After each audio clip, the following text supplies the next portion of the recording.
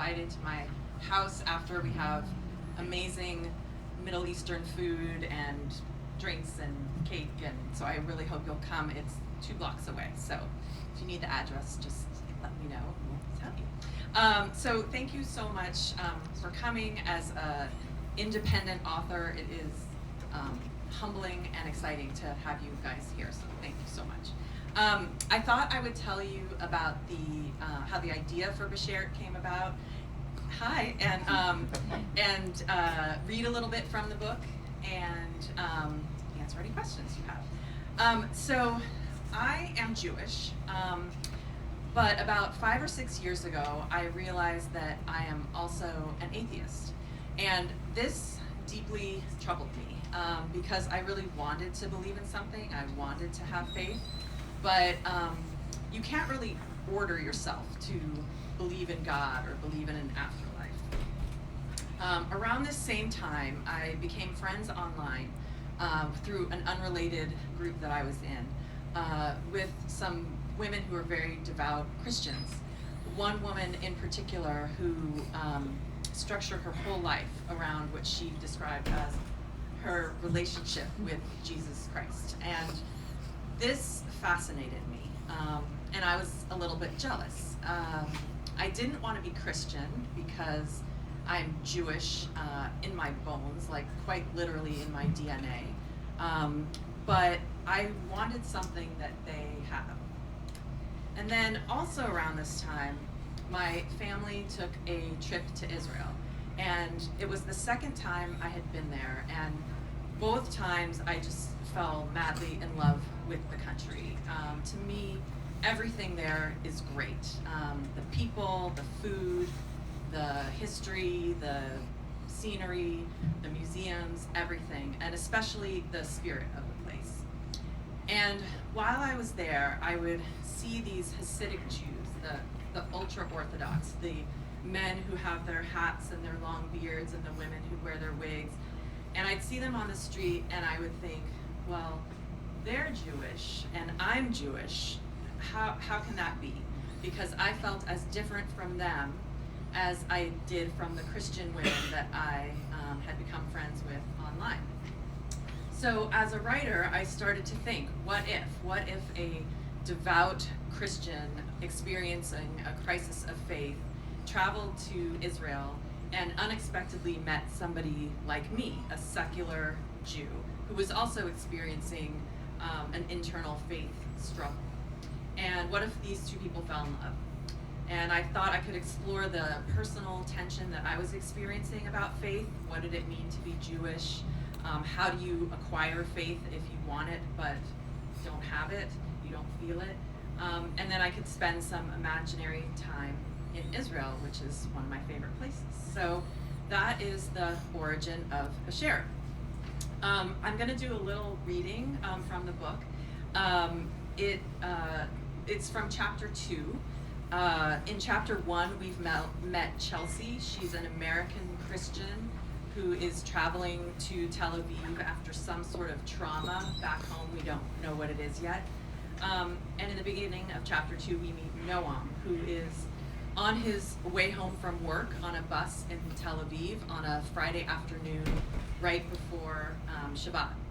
We know that Noam is a scientist and an amateur painter, and for some reason he's very, very tired. And he's also experienced his own trauma, but we don't know what that is yet. So if you have the book in front of you, it is on page 9 where I'm going to start. At the next stop, new passengers boarded and the bus started up again. Noam shut his eyes, longing to rest even for a few moments. But then, out of nowhere, the low din of Hebrew, Arabic, and English conversations was suddenly punctuated by yelps and huffs. Noam turned away from the window, observing some sort of scuffle a few rows ahead. His long, ingrained commander training kicked in, and he sat up alert to get a better look. A Hasidic man stood in the aisle with a furious, almost hostile expression. He spoke loudly, his salt and pepper beard shaking with each word. Ech ata ma'etz, how dare you? His companions, seated nearby, along with nearby yeshiva boys, shouted in angry agreement, Ya, ya! Even 2 Israeli Arabs seemed astonished. The object of their derision was a woman with thin, straight hair, a color that could only be described as honey. Though her back was to him, Noam could tell from her backpack and the style of her shorts that she was American. Suddenly, he realized what was happening. He leapt to his feet, determined to rescue her. Zeba Seder, he said, dashing up the aisle towards her. It's all right, it's all right. He Amrikit Tiarta. She's an American, a tourist. The woman turned toward him, her face stricken. It's okay, he said, nodding assuredly. They can't. Here, come with me. He wrapped his hand around her upper arm, which was so delicate his fingers practically touched his thumb. He pulled her towards him, feeling her shaking, and guided her back to his row. It's okay, he said again once they sat down. They're Hasidic. She looked at him blankly. He'd never seen eyes like hers before. They were large and perfectly, exquisitely almond-shaped. She framed them with too much eyeliner and mascara, but they were undoubtedly beautiful. Noam made a mental note to buy almonds to sketch. He inhaled. They're Orthodox Jews. That means they're very religious. Very religious. It's why they dress like that and look like that. Why did they yell at me, the woman asked, her voice faintly cracking. Did you try to sit next to one of them? She nodded, and he noticed that her eyes were not just the shape of almonds, but the color, too. They blended stunningly with her honey-colored hair. She looked like some kind of sweet Israeli dessert that hadn't yet been invented in the land's 5,000 years. According to their practices, he explained, men and women cannot touch each other unless they're married. No shaking hands, nothing. By trying to sit next to him, you threaten to violate that. Oh my goodness, she said, looking abashed. Should I go apologize? Noam smiled. Who was this woman? That's not necessary. I guarantee you they haven't had this much excitement in weeks. It'll give them something to gossip about at Shabbat dinner tonight. Plus, you don't speak Hebrew. No, she smiled back at him, looking more relaxed than she had a moment ago, but you do. Like I said, not necessary. Look, he said, jutting his chin toward the middle aisle. They're getting off anyway. See, they've already forgotten about it. Relief flooded her face, and she leaned back in her seat. First time in Israel? She nodded. How did you know? Wild guess. She smiled, and Noam noticed that everything about her face was perfectly proportioned.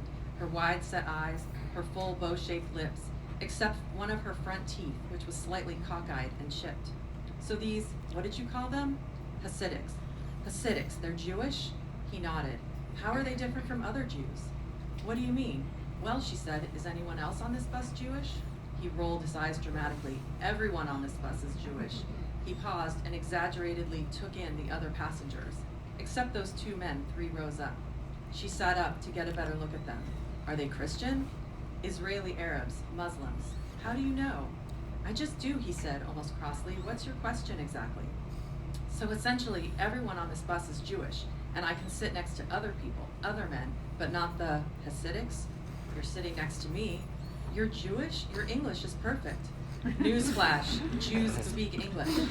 I mean, I didn't even think you were from here, so I didn't assume you were Jewish. My mom grew up in Texas and always spoke English to us. I had 2 first languages, Hebrew and English. This get-to-know-you conversation, this banter, felt pleasantly familiar to Noam, like taking a bite of a long-ago favorite childhood snack. Chatting with this woman reminded him how long it had been since he'd met someone new. Of course, he'd dated since Adi, but no one, even the women he'd been set up with on blind dates, had felt as entirely new to him as this woman did. She'd upended his plans to simply zone out as he traveled toward home, but as he chatted with her, he also felt calm and secluded from the frantic pre-Shabbat bustle. So how can you and the man who yelled at me both be Jewish? What's your name, he asked. Chelsea. Of course it is. What's that supposed to mean? It's just, I've spent a lot of time in the States. I might have guessed your name was Chelsea or Ashley or Brittany. Are you from the South?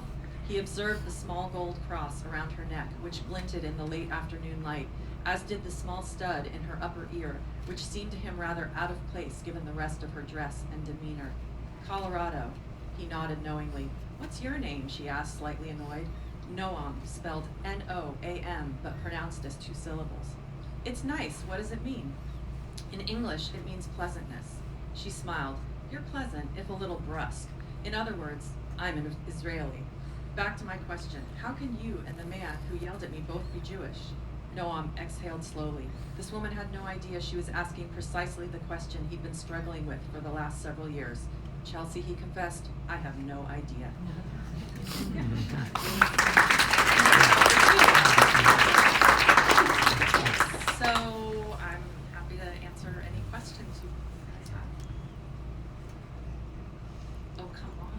Mariah. I know what's your process. My process. What do you? Is that okay? Yeah, I'm sure you get asked that a lot. Yes. Mariah is an amazing painter. Yeah, no, but yes, so I'm sure people ask you that. My process, so you're probably not going to be surprised to know that I am a big outliner. I like to outline. I have wee control issues, and so I like to know where I'm going. So I actually spent more time outlining this book than I did writing it. Took like months I had like a 65-page outline for the book. So I outline very detailed, so that basically then it kind of writes itself.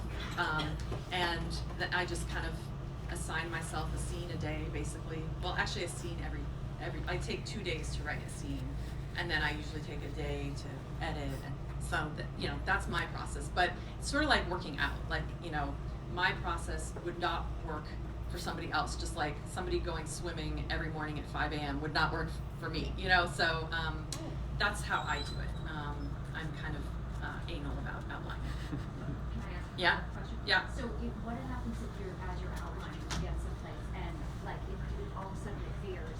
Yeah. How do you deal with Yeah. do you go back to and read? Because you can't have you didn't have 65 pages of outline in your or do Right, in your right. head So before you the start? question is, what happens if something as you're writing like changes from what I intended in the outline, and that definitely happens, particularly as you write or as I write. The character kind of evolves. I kind of think, I should add this about her, or this about him, and then that might take it in a different direction. So I'm not super I don't stick to the outline if the character doesn't end up dictating that later. So I'm not.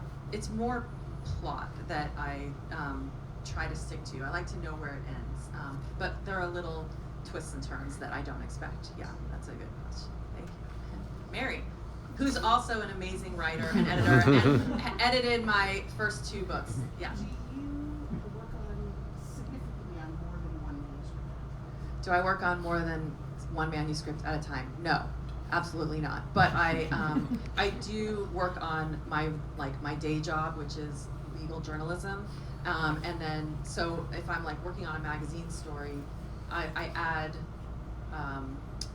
working on scene 3 as part of my day. But no, I couldn't. It's too much. It's really a lot to keep track of, as I know you know. Yeah. Is that Eve? I don't have my glasses on. Yeah. Eve. Yeah. How was my Hebrew? Was my Hebrew okay? No. Okay. Eve went to Brandeis. Yeah, okay. I haven't spoken Hebrew in 2 years. Okay. You said that Noam, the character, he's a scientist, right? Yeah. Do you address the intersection between religion and science? Yes, very much.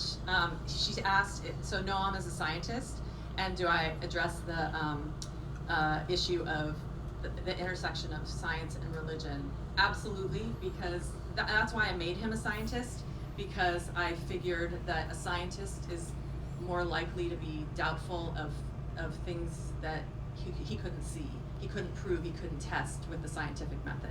So that is part of the tension, because Chelsea just believes and he wants proof. So that's an awesome question. Yeah. Yeah. Hi, Katie. Thank you. She's an author too. She has cookbooks, and yes, thank you for coming. I'm just curious how you feel about this book relative to your other books and how you have evolved as a fiction writer. How do I feel about this book compared to the other books? That's a really good question. This book was a little bit different because it's really a romance novel, and the other 2 books are not. And because it's a romance novel, there are certain tropes that you follow, which made the writing a little bit easier. The plotting, because you have to kind of follow what a reader is going to expect the story to end up being, versus the other 2, which were family dramas, and they were entirely kind of from my own creation. So it was easier to write for that reason. At the same time, I don't think I would write another romance novel. I just felt that these issues that I wanted to personally explore lent themselves to a romance story. But I would probably, I'm likely to be going back to more family drama, that kind of thing. Awesome question. Robin, who's also a writer, she wrote an amazing memoir, dual memoir of her grandmother who survived Nazi Germany and her own life. It's awesome, and you will be buying it here someday. I know it. I have a question that sort of tags things off of that. It's a two-part question. Mhm. One, you said you wrote this to deal with your own issues of faith, and so I was wondering if this book helped you come to some resolution about that. And then the other question is, you sort of already mentioned, but your other books, do they each deal with issues that you're trying to sort of solve yourself? Yeah, so the first question is, did my feelings about faith change as a result? And I wish I could say yes, absolutely. I will say they changed a little bit. I think I went from atheist to agnostic. Like, I'm really open to being convinced. I want to be convinced of God, of an afterlife, whatever, something like that I can't see to believe in, but I haven't been yet. And then the other two books, how are they? Are the stories? What was it? Was the stories? They have issues. Oh, issues that I was dealing with. Yeah, yourself. a little bit. I mean, they both deal with parenthood, a little bit. The first book, Cheer, is set in Marin County, and it's a story about a family that they have a trauma in their family, a big tragedy, a loss, and it's sort of, is this family going to survive? Are they going to make it? They all blame themselves for this tragedy. And then Heads or Tails is set in San Francisco, and it's a story of like a devoutly childless couple. That's like the foundation of their marriage, and they find themselves through a series of circumstances being the caretakers of an infant, and how that affects their marriage and their feelings about parenthood. So yeah, kind of issues. The story I'm working on now, I'm outlining a story now, is a middle-aged woman is the protagonist. So I guess maybe this is my way to work through some of these issues. Yeah. So Adrian. So Erin, you clearly have some agility over all kinds of genre. Given all your years of legal journalism, is there a legal thriller in you? Is there a legal thriller in me? No. First of all, I was the world's worst lawyer, for sure. And so no. And I actually don't even like reading them that much because it's like post-traumatic stress. So no.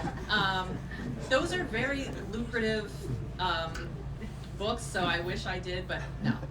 Sorry. Yeah, but maybe there's one in you. Yeah, I think you could. Yeah, Rachel. I was just curious because I can identify with the structure Yeah. of how you structured the book. Yeah. When your characters took an unexpected turn, did you enjoy that process? Is that something that you were like, oh, look, I'm going there? Did I enjoy it when it kind of veered off the outline? No. You know me well enough to know that I do not like unexpected things. But I did go with it when I could. But to be honest, sometimes I would yank it back, and maybe for the better, maybe not. I don't know. But yeah, I don't like things coming at me that I don't anticipate. So, but it does happen. So yeah, Jackie. Karen, I really love what you shared and the color. I could see it in my mind. And you also talked about how you identify as Jewish and now agnostic as opposed to atheist. I'm curious how you write about characters that you might not personally identify with, like this Christian woman or these Hasidim, and how do you do that and not stereotype them in some way? Yeah. What's that process? Okay, so how do I write about characters that I don't identify with? So I didn't write anything from the perspective of a Hasidic Jew or an Orthodox Jew. Actually, that's not true. Noam's sister has become an Orthodox Jew, but it's not really anything from her perspective. But so for the character of Chelsea, one of these women that I became friends with online was so generous with her time, and I would ask her so many questions. I've never met her, but messages back and forth, and some scenes in the book are literally things that she told me that happened to her, and so it just research basically, and just imagining how I might feel if I was somebody like that. I hope I did her story Chelsea's story justice. And I actually made sure that I had a friend who was a pretty, a practicing Christian, had her read it to make sure that, so for example, in one thing I had Chelsea would read, I think I had her reading like Christian magazines, and she was like, no, she'd be reading blogs and listening to podcasts, and I was like, great, I didn't know there was such a thing, so I tried to ask people who would know, so that I could, be true to what somebody like that might feel and think and do. Yeah, thank you. Yeah, that's Willow, also a writer. Yeah. I don't have a question. I just want to see how you're going to introduce me.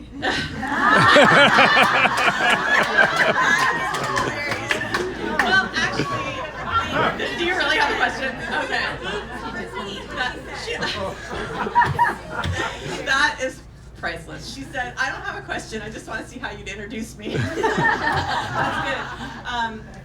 Yeah, so you do have a question. Okay, Willow, what's your question? Has that friend of yours, your online friend, or anyone else had read the book, and if so, what feedback? I sent it to her. She has 3 little kids and she homeschools, which is a very common thing for a devout Christian. So I don't know if she's read it. She sent me a picture of her with it and everything. I hope she likes it. I really do. But I don't know if she's read it yet. Yeah. Pop, that's my dad. I don't have a question. I wanted to see how you guys did. Like for real?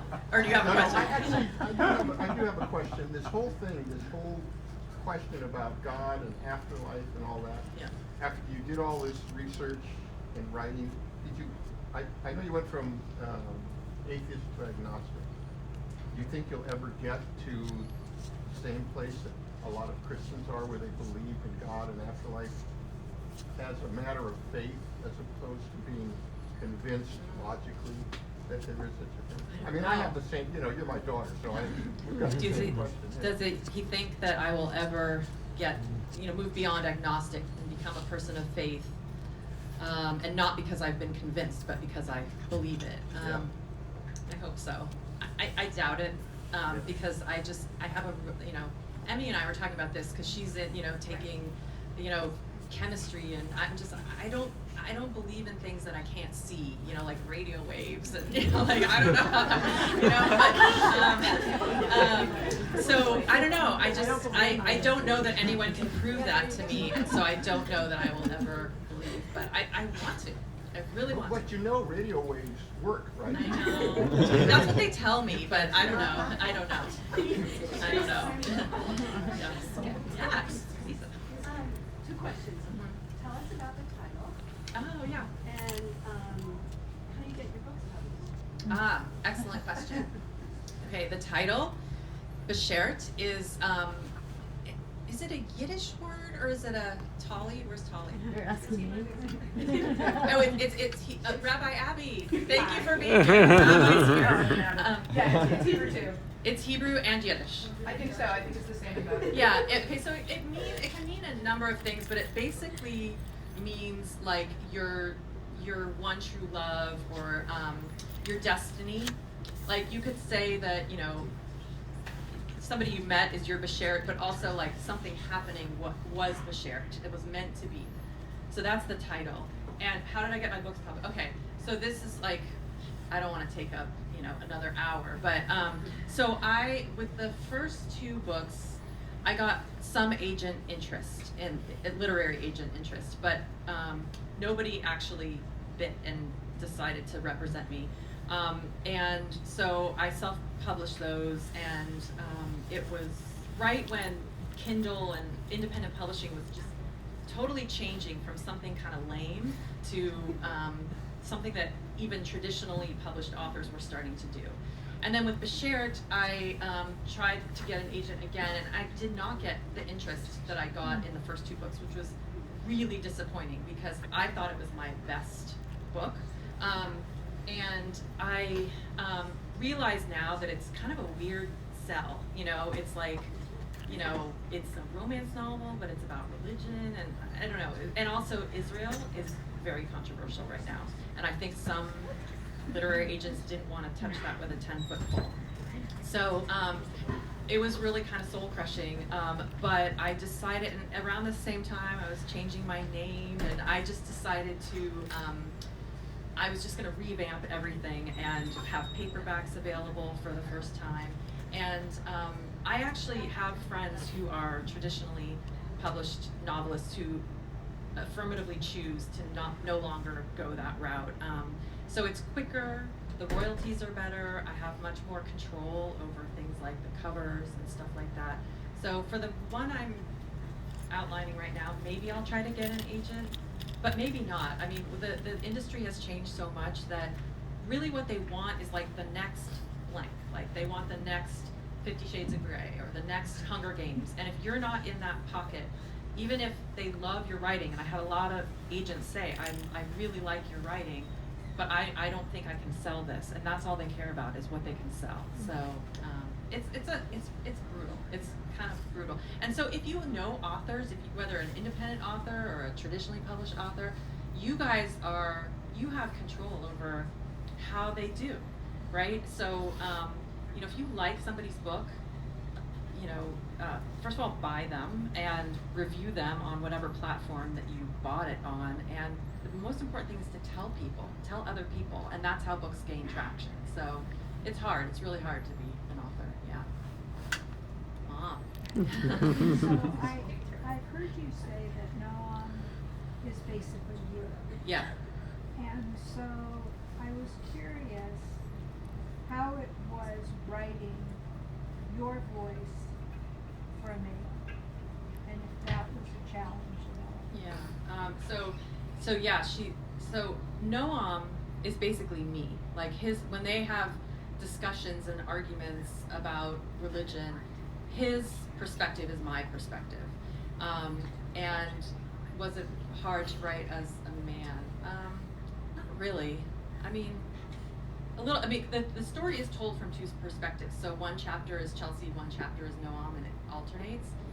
It wasn't that hard. I don't know why. Maybe because he believes what I believe. So yeah. Aim. That's my sister. Do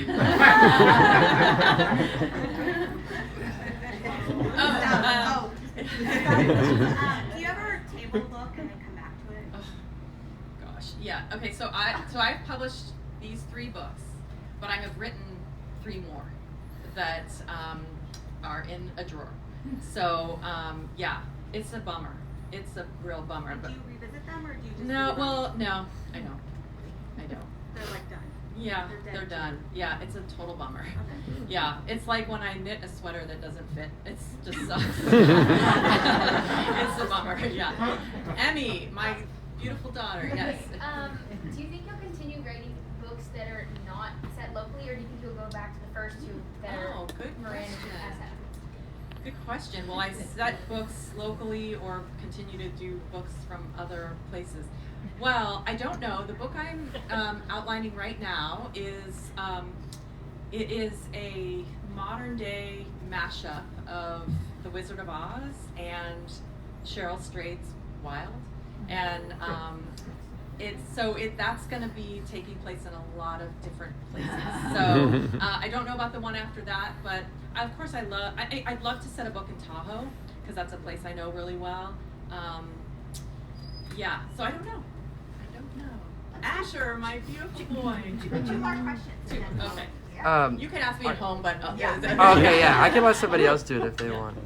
no, it's okay. I was gonna say, are you gonna write anything in like a different genre other than this like sort of chick lit genre? Yeah. Something that maybe I might want to read. Women's fiction, sure. Maybe, I don't know. I love the memoir genre. I don't have anything at all interesting to write about, but I don't know. I don't know. Maybe I'm not going to do a legal thriller like Adrian asked, but I don't know. I'm open. Tolly. Tolly, one of my oldest friends from Cal, yeah, who helped me with this book and all the Israel references. Her mom's from Israel. Yeah, go ahead. So, well, that's my question actually. So, Yeah. about the setting, Yeah. did you go everywhere that you the characters went in Israel, and if not, how did you learn about the That places? is a really good question. Did I go everywhere? So we went to Israel in 2016. So a lot of the places that they go, I had been not too long ago. But they go to some Christian sites that I have not been to. I've been to some Christian sites, but not some of the ones that they went to. I tried to have their path, like they start in Tel Aviv and go to Jerusalem and go up north, and so I had been to a lot of those places. But I did some research about some of the Christian sites that I thought would be meaningful to Chelsea. Like if I was a American Christian woman, like what would I want to see in Israel? And she's basically retracing Jesus's life and seeing the places that are significant to him.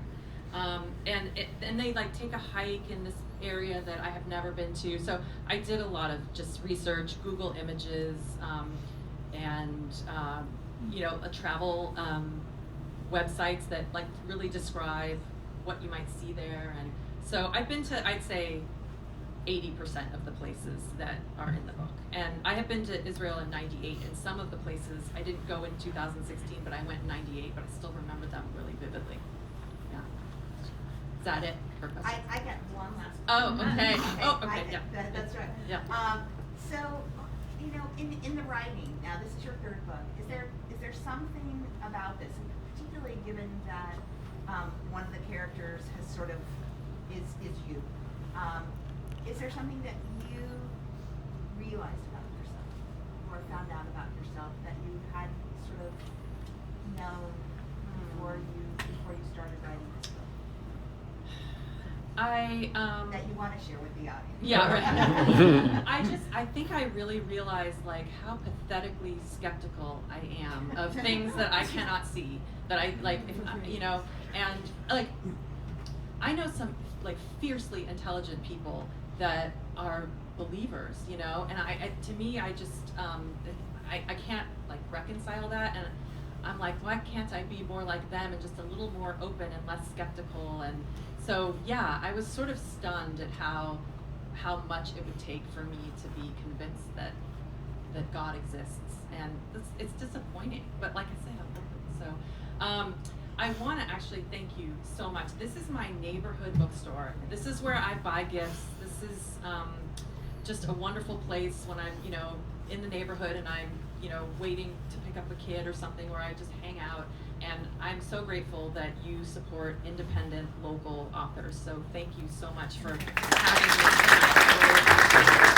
And, I'm going to sign books, and please come to our house, 184 Collins, literally 2 blocks away.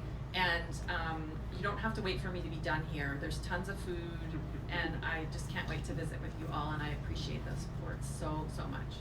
Thank you. Thank you so much.